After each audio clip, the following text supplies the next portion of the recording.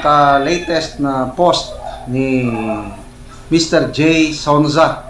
2 hours ago, ipinost niya ito. Basahin ko lang ha. Kalat na kalat ngayon sa ginanap na Malacanang Fellowship, ipinagyabang allegedly ni Mrs. Liza Marcos sa mga bisitang Congress people na kaya niyang bayaran ang Iglesia ni Cristo para huwag nang ituloy ang nakatakdang rally versus impeachment. Wow! Heavy naman, Tiang Liza. Magandang umaga sa lahat, Luzon, Visayas at Mindanao. Kumusta ang paggising sa umaga? Ito ang mga mainit na reaksyon ngayon. Ito nga no mga kababayan, Liza Aranita Marcos na booking ang kanyang plano nga babayaran umano itong Iglesia ni Cristo para hindi lang maituloy ang planong rally, malawakang rally laban dito sa impeachment ni Vice President Inday Sara Duterte. Kayang-kaya umano babayaran ni Liza Aranita. Tuloy natin ito panoorin. Kung hindi pa nakasubscribe sa aking YouTube channel, panoorin natin ito. Ay talagang mainit na issue ito. Is this true, Mrs. ng President? Question mark. So, nagtatanong si Mr. Jason sa parang nakakaloko itong si Liza Marcos sa iglesia. Ano? Naliliitan ka sa INC, madam? So, halos lahat nagtatanong, question. Ayun, Liza Aranita, akala mo hindi ka mabisto sa ginagawa mong mga kalukuhan. Akala mo pira mo yan, pira ng taong bayan. Inilustay ninyo lang ang pira ng bayan. Di ba kayo nahiya? Hindi ba kayo naawa sa sarili ninyo? Kaya-kaya niyo bayaran ang Iglesia ni Cristo? Patawa ka talaga, Liza. Yung Mark. Okay. Kahapon, may post na naman na ganito si Sir Jason sa tungkol naman kay Speaker Martin Romualdez. Sabi niya, totoo ba na na-heat stroke si Speaker Martin Romualdez at dinala Ayun mga kababayan, ito, balita din ito. Ito si Tambaloslos ay na-stroke o mano. Ay di karma na yan, di ba? Basta mga taong masamang mga plano ay talagang karmahin kayo.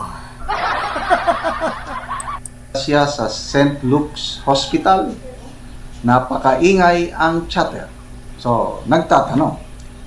So, sa comments, sabi pa nga ni BP ni Sara Duterte, ang gaba hindi magsaba. Yan na Tambaloslos. Karma ka na Tambaloslos. Sana ay matuluyan ka. Walang masaya sa ginagawa ninyo dyan. Puro nagalit lagay ng ang taong comment bayan. si Jason sana, please lang ang Office of the Speaker to issue a statement regarding this matter dahil karapatan ng mamamayang Pilipino para malaman ang kalusugan o kalagayan ng fourth highest official of the land. So, ako, binantayan ko kung meron na bang statement ang Speaker of the House, Office of the Speaker. Wala akong nabantayan. I don't know sa inyo mga kaibigan, baka meron kayong nabasa na pahayag ng Office of the Speaker tungkol sa alleged nangyari sa kanya na heat stroke. Ang mga nababasa ko, mga post o mga vlog na nagsasabi tungkol niya, totoo nga. Sino ba?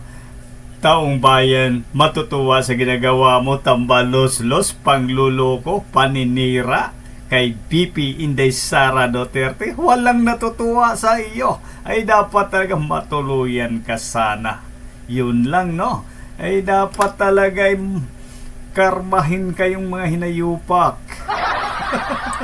Kailang puros mga haka-haka. So, wala pa rin kasiguruhan kung ano talaga ang nangyari kay Speaker Martin Romualdez. Kailangan natin ng official statement mula sa Office of the Speaker. Okay, so ito, nabigla ko. Itong post ni Mr. Jason Sanito. Kalat na kalat ngayon. Maraming sources si Mr. Jason sa dahil napakatagal na niya sa larangan ng journalism o broadcast media. May maraming mga kilala. Maalala ko, siya yung unang siwala yung Code Blue, yung may nangyaring awayan sa Malacanang at merong inerlift, sinakay sa helicopter na pasyente, dalawa, doon sa St. Luke's. Baka sila na yun pagdating sa St. nagaway-away, Luke's, Code Blue, delikado sila na. na siguro yun, nagaway-away. Si Mr. Jason sa ang source niyan. So ito, marami siyang sources at nakikurious ako kung ano ba, totoo ba ito? So, dahil nagtatanong si Mr. Jason sa sana mag-issue ang PCO tungkol nito. I-deny lang kung hindi totoo. It's not true. Tama. Oh. O at least mayroong sagot. Dapat may sagot. Wala. Okay. May sagot. So, Tahimik si Tambalos-los. Bakit kailangan bayaran ang Iglesia ni Cristo?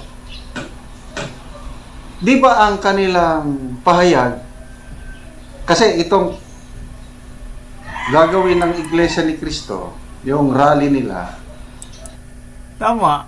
Bakit kailangan nila bayaran ang iglesia nga ang pahayag ng iglesia ni Cristo ay tungkol doon sa mga sinasabi ni Bongbong Marcos, di ba? Ibig sabihin, ang iglesia pabor doon sa sinasabi ni Marcos Jr. Inunahan agad ni Lisa Satanas babayaran di umano ang iglesia.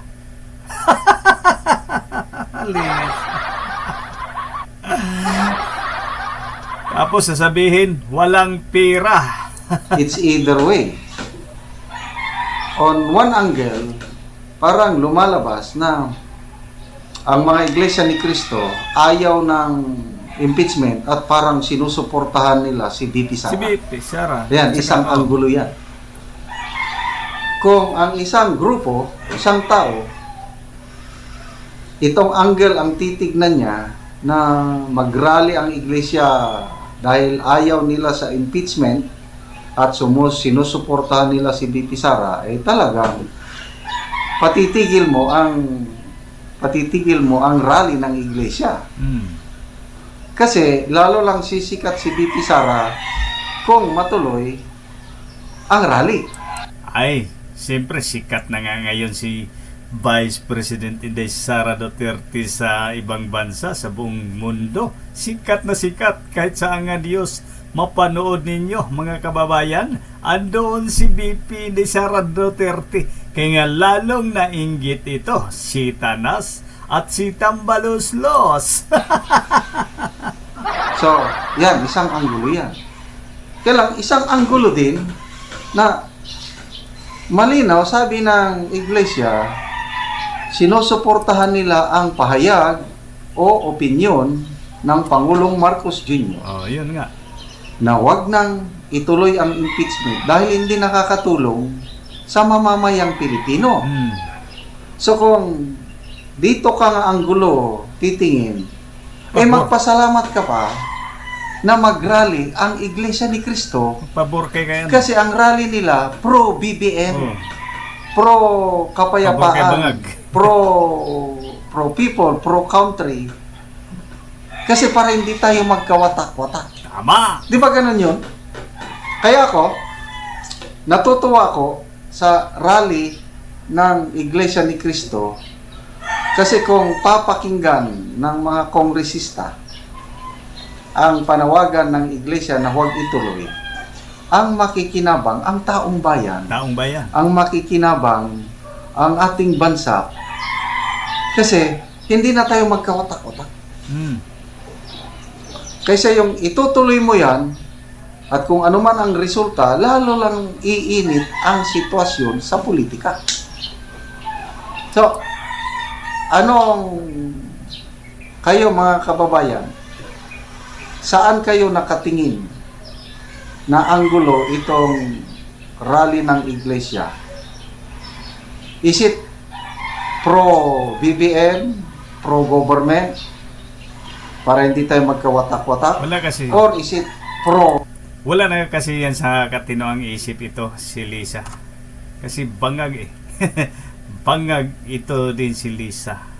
So yun lang ang aking reaksyon mga kababayan. Sa hindi pa nakasubscribe sa aking channel, pakisubscribe. Maraming salamat. Rom Ipoy. Ito ang ating mga mainit na reaksyon ngayon mga kababayan. Ingat po tayo palagi. Mamahalin natin ang ating bansang Pilipinas.